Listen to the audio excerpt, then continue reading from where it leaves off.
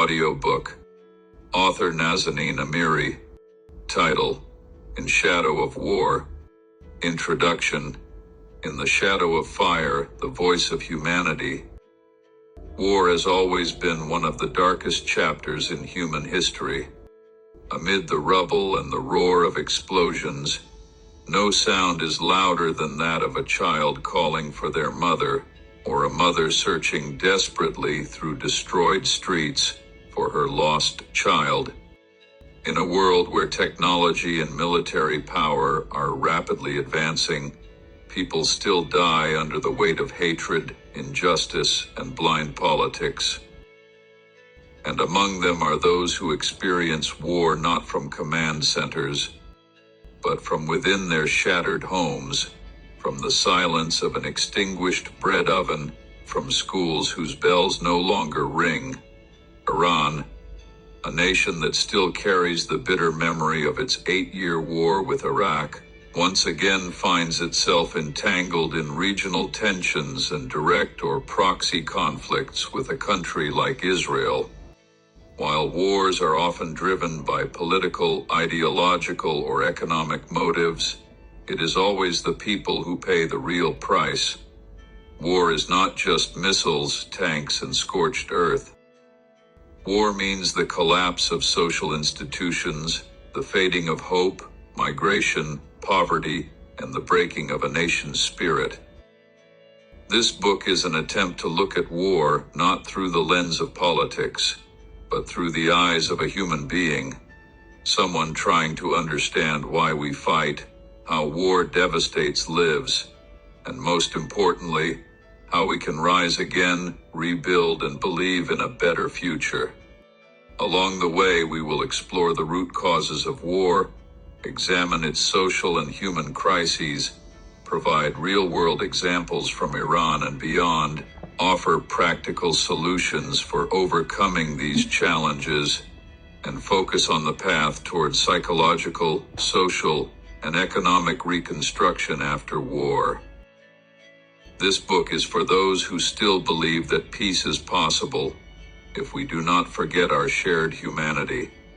And as an Iranian woman born a year after the end of the Iran-Iraq War, now at the age of 35, I find myself witnessing the return of war in my country. And I would like to discuss the topic of war in this book with you from this perspective. Chapter 1. Why does war begin? No one is born with hatred, but the world teaches people how to see enemies. War is the direct result of unresolved knots tied in history, politics, economics, and collective belief systems. To prevent war, we must first understand why it happens in the first place. 1. Political motives and the pursuit of power. Many wars are born from competition for power, influence, and control. Governments sometimes initiate conflict to protect or expand their interests. In the case of Iran and Israel, a combination of geopolitical rivalry, ideological opposition, and international pressure fuels the tension. War often becomes the language of leaders who have failed at diplomacy. 2. Fear, misunderstanding, and propaganda. When people are afraid of each other, they become ready to fight. Media propaganda builds the image of an enemy. It dehumanizes the other to justify violence. Many wars do not begin from reality, but from distorted perceptions and emotional manipulation. 3. Hidden economic interests. War is profitable for some. The military-industrial complex, major contractors, arms dealers, and even certain governments earn money from war. Continued tension justifies massive military budgets and suppresses internal dissent. 4. Historical trauma and old wounds. Some wars are born from unresolved historical pain. Generations grow up with narratives of injustice, occupation, humiliation, or genocide. If that pain is not addressed and healed, it manifests as present-day violence. We see this in the Israeli-Palestinian conflict and in the deep mistrust Iranians carry toward Western powers due to past colonial and political interference. Real-world example, the start of the Iran-Iraq War. In 1980, Saddam Hussein launched an attack on Iran, not merely over border disputes. He exploited the chaos after Iran's revolution, hoping to rise as the dominant regional power. The war stemmed from political ambition, regional rivalry, and the collapse of dialogue. Chapter summary. If we fail to understand the roots of war, we will never be able to prevent it. As long as governments choose missiles over words, as long as people believe the myth of the enemy, and as long as profit outweighs peace, war will continue. But if we can replace lies with education, hate with dialogue, and greed with justice, then perhaps we can break the cycle. Chapter 2. Social, human, and psychological crises during war. War does not just destroy buildings, it destroys spirit, society, trust, and meaning. At the heart of every war, countless crises are born, some of which leave scars for generations. In this chapter, we explore crises that strike not only human bodies, but also the social fabric, family structure, mental health, and national identity. 1. Collapse of social structures. War dismantles the foundations of social order. Education halts, healthcare breaks down, law gives way to chaos. Children stop going to school, hospitals run out of medicine, and security disappears. Families break apart, and traditional support systems crumble. Example, in Syria, millions of children were deprived of education for years. A generation emerged with no schooling, limited hope, and little social capacity to rebuild their homeland. 2. Refugee and homelessness crisis. Millions lose their homes due to war. Forced migration, displacement, and life in camps strip people of normalcy. The loss of cultural roots, sense of belonging, and social identity has long-term effects. Example, Afghanistan's prolonged conflict forced millions to flee to Iran, Pakistan, or Europe. The second generation of these refugees still faces discrimination, identity struggles, and poverty. 3. Psychological trauma. The most enduring damage of war is often invisible. Depression, anxiety, PTSD, nightmares, and chronic fear haunt war survivors long after the fighting ends. Example, in Iran, many veterans of the Iran-Iraq War still suffer from anxiety attacks and nightmares. Their children are also exposed to generational trauma. 4. Erosion of identity and collective hope. Prolonged war crushes people's sense of future. National pride, belonging, and faith in tomorrow are weakened. This hopelessness may lead to violence, extremism, or mass migration. Example, many Palestinians born and raised in refugee camps have lost their sense of homeland and hope, with some turning to radicalism or despair. Chapter summary. War kills not only with tanks and bombs, it kills with hunger, fear, homelessness, and silence. The true victims often don't make headlines. Children who can't sleep, mothers unsure what to feed their families, fathers stripped of work and purpose. If these crises go unaddressed, the destruction continues, even after the ceasefire, in minds, in social bonds, and in future generations. Just as the physical and psychological wounds, along with the social consequences of the Iran-Iraq War, still remain with me and millions of other Iranians. Chapter 3. How do people and nations overcome the crises of war? The end of war doesn't simply mean the silence of gunfire. It marks the beginning of another battle, the battle to survive, to rebuild, to heal, and to become human again. Those who have endured war face not only external destruction, but also deep inner wounds. Yet history shows that when people choose to rise, even from the darkest ruins, they can. In this chapter, I explore practical, proven ways that communities and nations have used to recover from war, with real examples and actionable solutions. Psychological and social healing through community participation. The first and most vital step is addressing psychological wounds and rebuilding social trust. Societies that rebuild infrastructure without healing their people are doomed to fail. Solutions: launch free, community-based counseling and group therapy. Train teachers, social workers, and local leaders to recognize trauma. Organize public celebrations, rituals, and cultural events to restore joy and belonging. In Rwanda, after the genocide, community dialogue groups between survivors and former perpetrators played a key role in healing.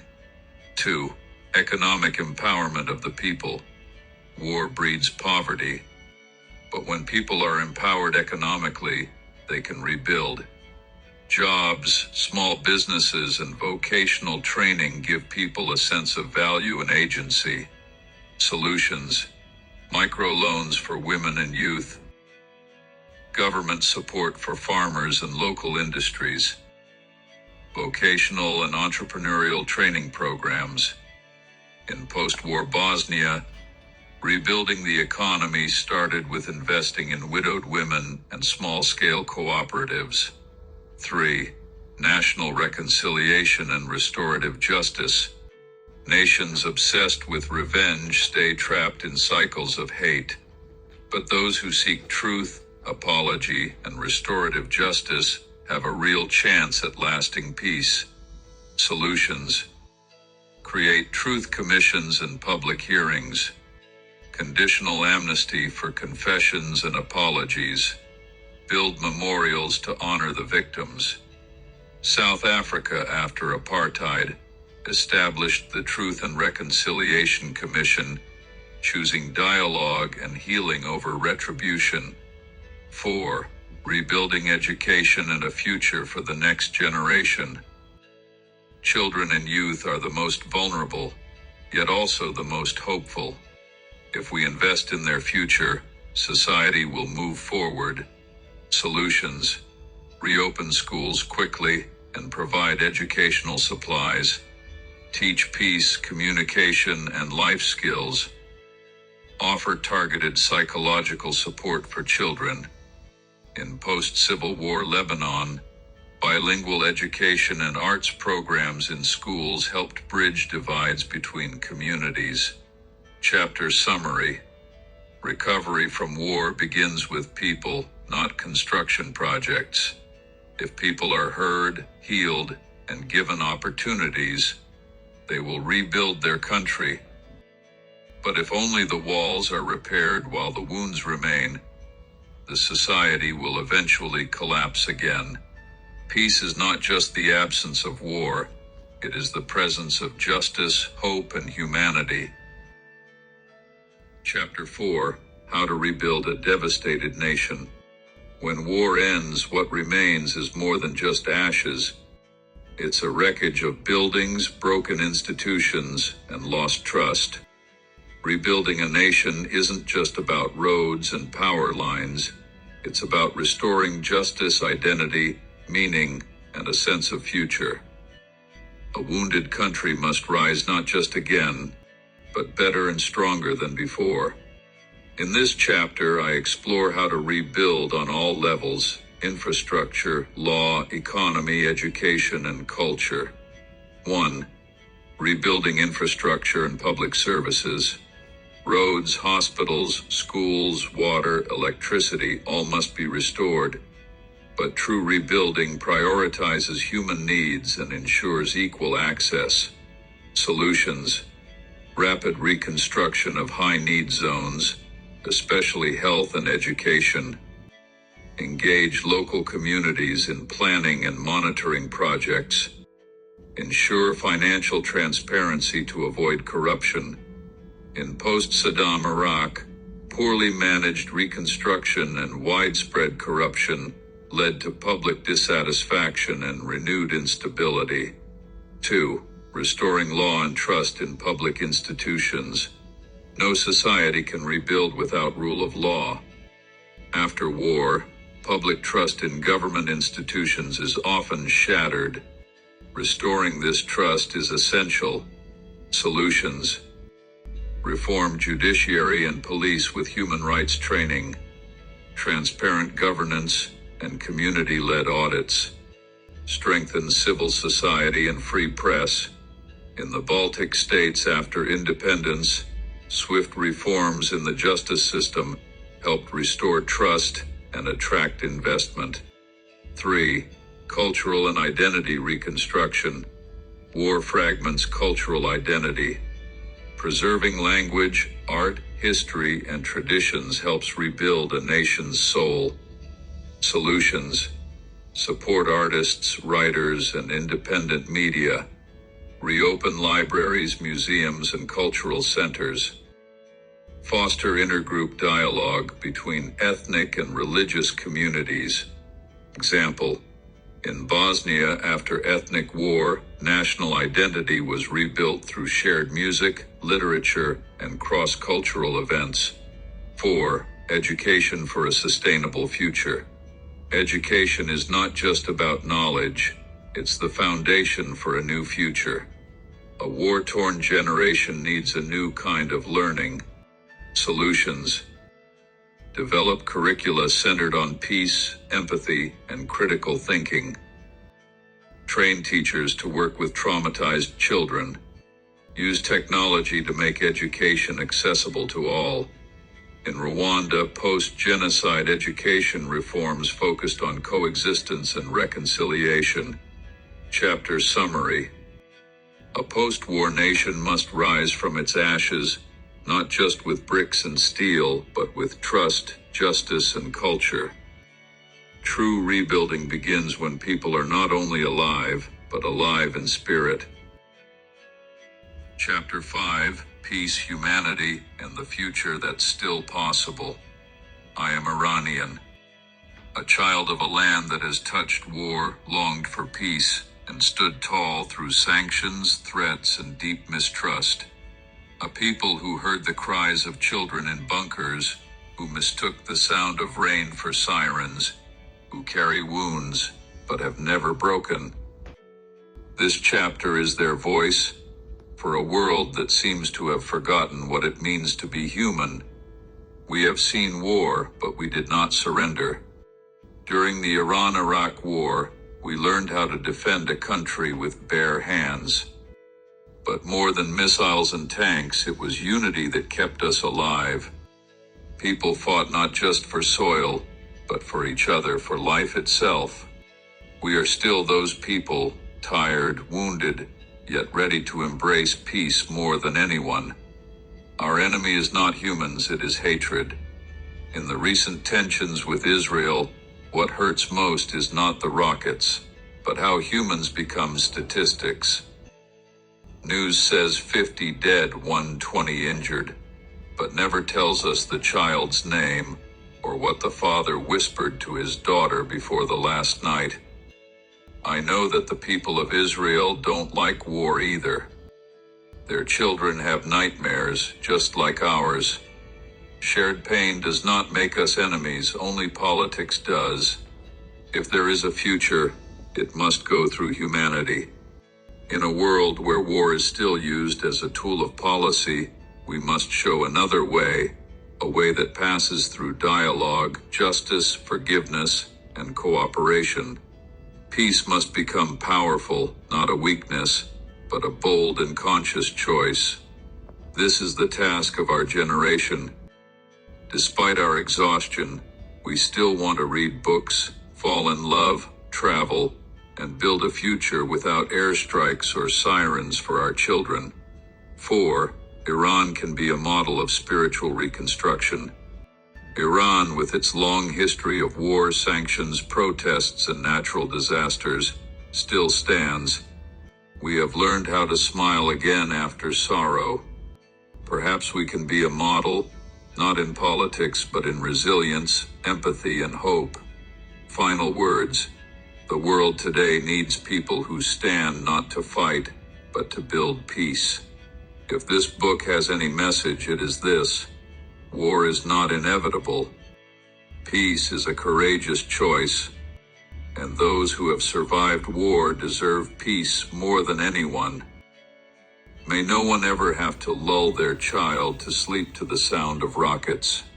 Until that day comes, we build, we forgive, and we carry on.